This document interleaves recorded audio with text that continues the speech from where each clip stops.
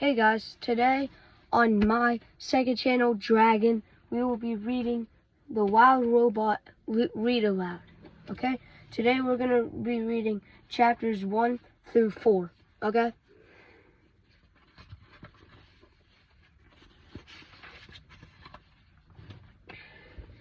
Chapter 1, The Ocean.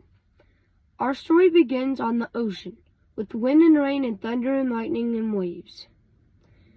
A hurricane roared and raged through the night, and in the middle of the chaos, a cargo ship was sinking, down, down, down. To the ocean floor, the ship left hundreds of crates floating on the surface, but as the hurricane thrashed and swirled and knocked them around, the crates also began sinking into the depths. One after another, they were swallowed up by waves until only 5 crates remained. By morning, the hurricane was gone. There was no clouds, no ships, no land in sight. There was only calm water and clear skies, and those 5 crates lazily bobbing along an ocean current. Days passed, and then a smudge of green appeared on the horizon. As the crates drifted closer, the soft green shapes slowly sharpened into the hard edges of a wild rocky island.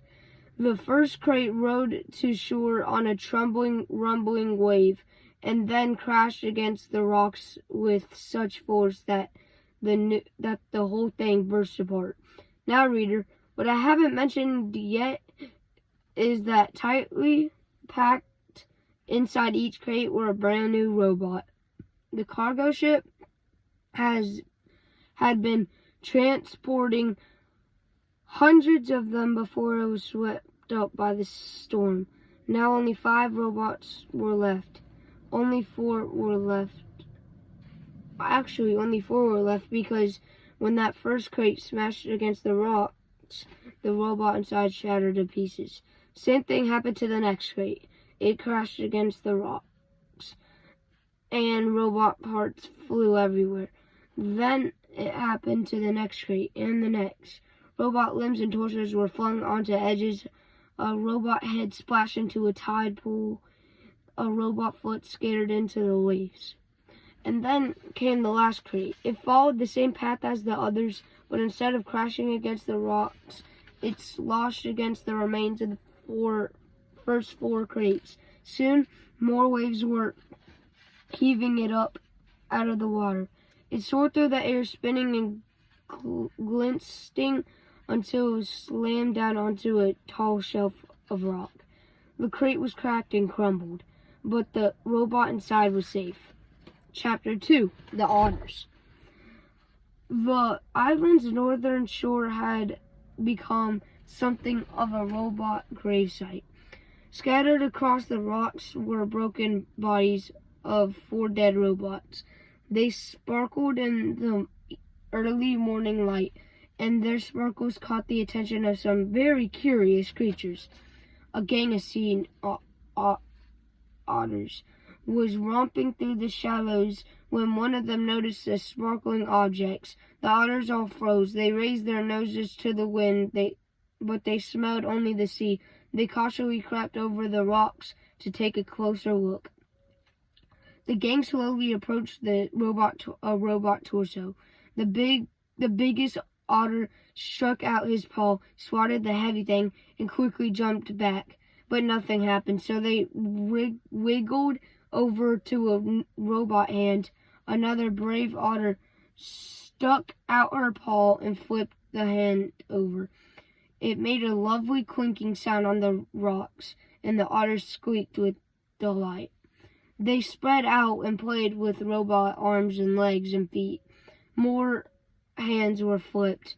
One of the otters discovered a robot head in a tide pool, and they all dove in and took turns rolling it along the bottom. And then they spotted something else.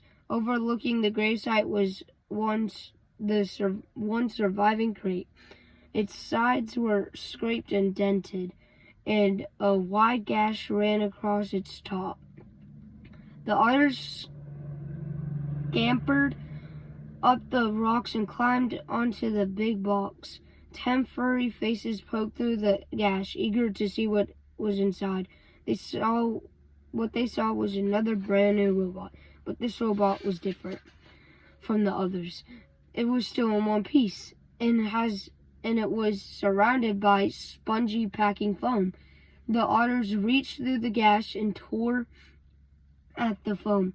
It was so soft and squishy. They peeked as they snatched the fluffy stuff.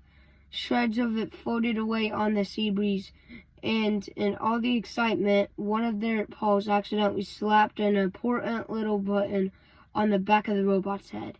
Click! It took a while for the other otters to realize that something was happening inside the crate. A moment later, they heard it. A low, whirring sound. Everyone stopped and stared, and then the robot opened her eyes.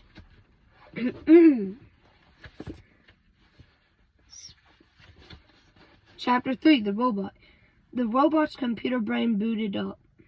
Her programs began coming online, and then, still packed in her crate, she automatically started to speak. Hello, I am Rosm Unit 7134, but you may call me Roz. While my robotic systems are activating, I will tell you about myself.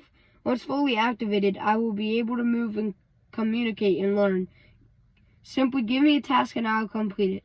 Over time, I'll find better ways of completing my task. I will become a better robot. When I am not needed, I will stay out of the way and keep myself in working order. Thank you for your time. I am now fully activated. Chapter 4. The Robot Hatches. These chapters are short. As you might know, robots don't really feel emotions, not the way animals do. And yet, as she sat in her crumbled crate, Roz felt something like curiosity. She was curious about the warm ball of light shining down from above. So her computer brain went to work, and she identified the light. It was the sun. The robot felt her absorbing the sun energy. With each passing minute, she felt more awake. When her battery was good and full, Roz looked around and realized that she was packed inside a crate. She tried to move her arms, but they were restrained by cords. So she applied more force. The motors in her arms hummed a little louder, and the cord snapped. Then she lifted her hands and pulled apart the crate. Like a hatchling breaking from a shell, Roz climbed out into the world. I just want to show you the picture. These pictures are great. Chapter 5, The Robot Gravesite. That's where we're going to stop. Thank you, everybody, for the first part of this new read aloud for this novel. See you.